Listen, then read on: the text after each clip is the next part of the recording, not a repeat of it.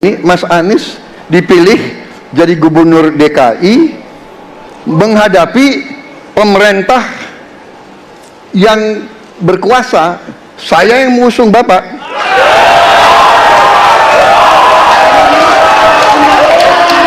Kalau demokrasi kita tidak berjalan, tidak mungkin Anda jadi gubernur.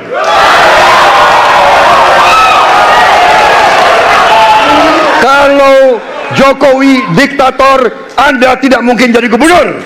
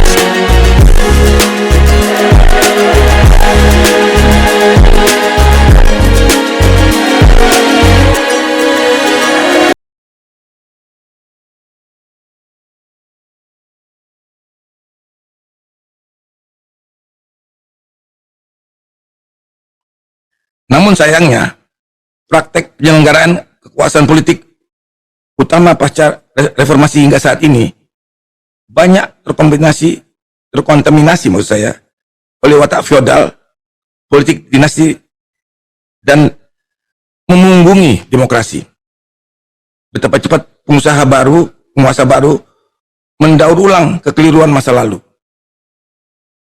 Demokrasi dan kebebasan sipil yang kita perjuangkan dengan susah payah, tiba-tiba dihancurkan oleh mereka yang tidak pernah berada dalam barisan perjuangan. Dengan arogansi politiknya, mereka menempatkan seolah-olah negara milik perorangan dan bisa diatur sesuka hati. Kini, bahkan politik dinasti akan dihidupkan kembali dengan memaksakan putra mahkota dan sanak keluarga yang minim kualitas namun mendapat perlakuan istimewa dalam kontestasi demokrasi prosedural kita kali ini. Berbagai anomali pun begitu telanjang di depan mata. Pejabat MK jadi fasilitator manipulasi nalar hukum dan nalar etik. Pejabat KPK menjadi agen pemerasan dan gratifikasi. Pejabat BPK jadi instrumen penggelapan keuangan negara. Hingga munculnya para oligarki. Saya rasa kita sama, rakyat Indonesia, saya, kita semua. Bahwa kita menginginkan sebuah negeri di mana praktek korupsi diberantas hingga tuntas. Pemerintah memberikan pelayanan yang terbaik. Dan kemudian kita menjunjung tinggi etika. Kita sama di situ. Karenanya saya ingin sampaikan kepada semua bahwa saat ini kita di persimpangan jalan. Antara tetap menjadi negara hukum di mana kekuasaan dikendalikan oleh hukum, atau kita menjadi negara kekuasaan di mana hukum diatur dan dikendalikan oleh penguasa. Oke? Dalam situasi itu, saya ingin sampaikan, kini adalah sebuah gerakan perubahan. Kita sama-sama. Kita ingin mengembalikan tetap menjadi negara hukum, di mana kekuasaan dikendalikan. Dan saya ingin sampaikan bahwa etika dijunjung tinggi. Ketika terjadi pelanggaran etika, jangan bersembunyi di balik keputusan hukum. Justru kita harus mengatakan bahwa tugas dari pimpinan tertinggi memberi contoh. Bila ada pelanggaran etika, maka itu adalah mendasar. Bila tidak, maka ke bawah, ke seluruh rakyat, semua akan kompromi. Dan praktek orang dalam yang tadi saya sampaikan akan merusak sendi-sendi kehidupan bernegara kita. Rusak kita. Karena itulah penting sekali kita menjunjung tinggi etika. Dan itu dilakukan oleh siapa? Dari mulai calon presiden sudah diuji. Apa dia kompromi atau tidak pada etika. Okay? Lalu bagi anak-anak muda. Anak-anak muda, kita semua menyadari pemilu ini tentang masa depan. Anda pemilik masa depan. Saya yakin Anda akan memilih yang serius untuk jadi presiden.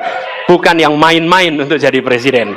Dan ketika kita berbicara tentang masa depan, maka saya ingin sampaikan kepada semua, kebebasan berpendapat akan dijamin.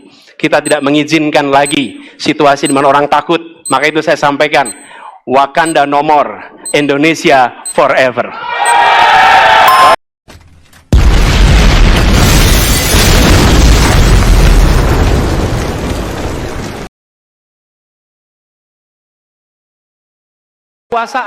Kekuasaan lebih dari soal bisnis, kekuasaan lebih dari soal uang, kekuasaan soal kehormatan untuk menjalankan kedaulatan rakyat. Baik.